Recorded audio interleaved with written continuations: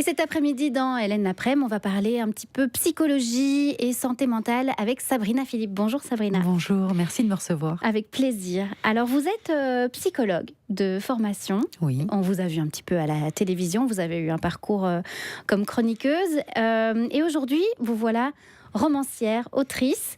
Pourquoi vous avez eu envie d'écrire des histoires ? Alors, déjà, j'ai arrêté la télévision pour écrire. D'accord. Voilà. J'ai arrêté pour écrire mon premier roman. Tu verras, les âmes se retrouvent toujours quelque part. Parce qu'il me fallait du temps pour écrire cette histoire. Une histoire dont personne n'a voulu. Aucun éditeur n'a voulu de ce roman jusqu'à ce qu'après, il paraisse et ils connaissent le succès qu'il a connu. Et en réalité, je pense que l'écriture, aujourd'hui, pour moi, c'est une façon de communiquer complètement libre. On est libre dans un roman. Et j'adore cette liberté. Vous êtes psychologue et dans ce roman, Nos folies invisibles, vous parlez d'une psychanalyste ou d'une psychiatre et elle a des patients. Donc, c'est un roman choral. Et chaque patient a une pathologie, on peut dire ça, différente ? Alors, c'est pas tout à fait ça, en fait. En réalité, vous avez plusieurs personnages. Mm-hmm. Il y a Yvan, qu'on traite de fou, qui est un jeune homme extrêmement intelligent. Mais qui vit un petit burn-out. Qui est au-delà du burn-out. Lui, on lui est étiqueté schizophrène. Oui. Voilà. Mais lui, il a un regard sur le monde. On le traite de fou, mais en réalité, c'est lui qui trouve le monde fou. Et je trouve que ses réflexions sont plutôt justes. Oui, parfois, oui. Voilà. Il va rencontrer Joséphine, qui est une jeune fille, une jeune femme, qui est tombée amoureuse d'un homme marié et qui vraiment, ça l'a précipitée au bord de l'abîme quand cet homme l'a quittée. Ouais. Donc c'est la dépendance affective. La dépendance affective, oui, et le fait aussi d'être complètement entière dans ses sentiments. Et puis il y a Marianne, qui est psychologue, qui elle est psychologue, pas psychiatre, mais psychologue, et qui a décidé de quitter l'hôpital où elle travaillait. On va comprendre après pourquoi, je n'ai pas défloré tout le roman, mais elle va quitter l'hôpital où elle était pour se mettre à servir des verres dans un bar près de la mer, à Dieppe, puisque c'est là où j'habite. Et en réalité, elle a été complètement démolie, elle aussi, par cette psychiatrie parfois barbare. Voilà. Vous vous êtes inspiré de votre carrière pour écrire ces personnages ? Alors, je dirais que évidemment qu'il y a une inspiration, pas de ma carrière, mais de personnes que j'ai croisées. Mais j'ai un processus d'écriture très particulier où ce sont les personnages qui viennent me parler. Et là, c'est Yvan qui est venu me parler, qui est venu me raconter son histoire. Et j'avais pas d'autre choix que de l'écrire. C'est quoi ? C'est un peu un patient idéal, entre guillemets, ou pas du tout. C'est quelque chose que vous auriez... C'est quelqu'un que vous auriez aimé rencontrer dans la vraie vie ? Bien sûr que j'aurais aimé le rencontrer, mais c'est pas...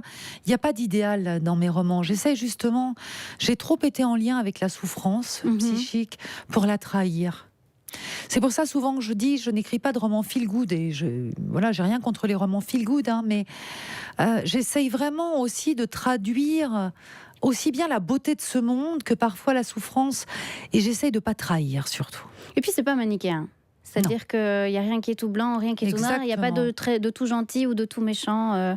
Voilà. C'est important aussi de le dire. Oui, et c'est notre humanité, parce que nous aussi, nous sommes comme ça. Oui. Donc j'essaie de refléter notre société, notre humanité.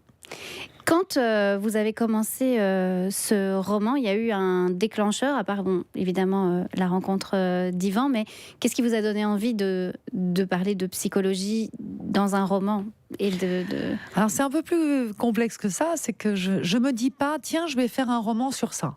D'accord. Jamais. D'accord. Parce que c'est pas mon premier roman. Je me dis pas, tiens, je vais parler de ça, tiens, je vais le construire comme ça, tiens, il se passait ça. Non, pas du tout. C'est un personnage qui vient me parler. C'est une histoire qu'il me raconte. Et souvent, je découvre l'histoire en même temps que je l'écris. Donc, quand je me réveille le lendemain matin et que je relis ce que j'ai écrit la veille, des fois, je suis surprise de ce que je relis. Ah, c'est presque de l'écriture automatique. C'est presque de l'écriture automatique. Donc, aujourd'hui, je dirais que pour moi, le plus difficile, c'est de me mettre justement dans cette disponibilité d'entendre. Il me faut du silence. Je me balade près de la mer parce que j'habite là. Et beaucoup de silence pour les entendre me parler. D'accord. Ah, donc c'est presque ésotérique comme processus. Presque, oui. D'ailleurs, il y a une grosse part de spiritualité dans tous mes romans. Il y a un message aussi qui va de la psychologie à la spiritualité. Je ne parle pas de santé mentale de façon classique. J'en parle pas comme une psychologue. J'en parle pas comme un psychiatre. Et il y a un message dans ce livre spirituel qui explique autrement aussi les crises que nous traversons. Est-ce que c'est un roman qu'on peut conseiller aux personnes qui vont pas bien du tout ? Oui, oui. Parce que c'est un roman qui a pour objet, je dirais, d'aller vers l'acceptation. L'acceptation de nos difficultés. L'acceptation de nos peines. Voilà. C'est ce qui est le plus difficile en psychologie pour vous ? C'est souvent difficile. Ou dans l'humanité, parce que je dis en psychologie, mais oui, en fait... c'est dans notre humanité, on a du mal. Vous savez, on est dans une société où on veut que tout aille bien tout le temps. Alors c'est compliqué de se dire, je vais pas bien, j'ai envie de pleurer, je suis pas au top. Et puis ça dure. Bon, on peut se dire ça une journée, mais oui, on a des moments dans la vie où ça dure.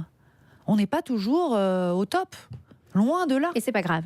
C'est pas grave, mais le problème, c'est ça stigmatise les personnes qui ne vont pas bien. Or, il y a des moments dans nos vies où on ne va pas bien durablement, enfin, je veux dire, sur plusieurs mois, parfois des années, et c'est OK aussi.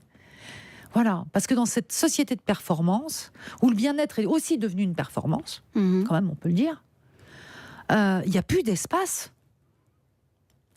C'est pour ça que je parle de ces folies aussi comme étant lumineuses et créatrices. Oui.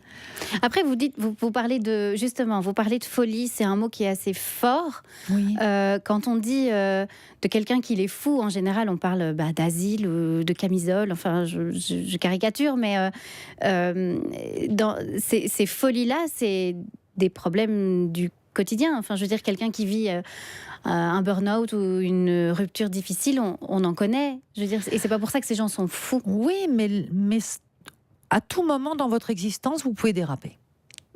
Et c'est ce qui se passe aussi pour Joséphine. C'est-à-dire que, elle est plutôt insérée, ça va, elle a un boulot, elle tombe amoureuse d'un homme marié, mais elle ne sait pas aimer à moitié. D'ailleurs, il y a une phrase du livre qui dit « il faut être fou pour n'aimer qu'à moitié ». Donc elle ne sait pas aimer à moitié, et ça va la précipiter au bord de cette falaise où elle a envie de se jeter. Donc, on est tous à même, à un moment, de louper une marche et d'aller mal, et d'aller très mal. Donc c'est pour ça que j'avais envie aussi de donner cette voix-là et de montrer qu'on peut s'en relever. Et on existe. Et on existe. On n'est pas invisible, justement, pas comme les folies. Voilà. Donc c'est un roman que vous avez écrit qui est paru chez Mazarine. Ça s'appelle Nos folies invisibles et c'est signé Sabrina Philippe. Merci beaucoup. Merci.